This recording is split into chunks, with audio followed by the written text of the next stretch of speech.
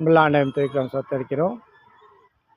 அக்கிரமக்காரர்களே, என்னை விட்டு அகன்று போங்கள், கர்த்தர் என் அழுகையின் சத்தத்தை கேட்டார்.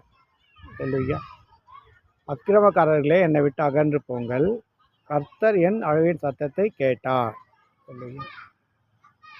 ஸோ கர்த்தர் நம்முடைய சூழ்நிலை பார்க்கிற தேவன், நம் அழுகையின் சத்தத்தை கேட்கிற தேவன்.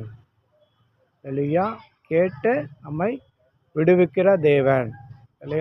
அதனால தான் தேவன் இயேசுவை உயிரோட எழுப்பி, அதுதான் உயிர்த்தெழுந்த வல்லமை.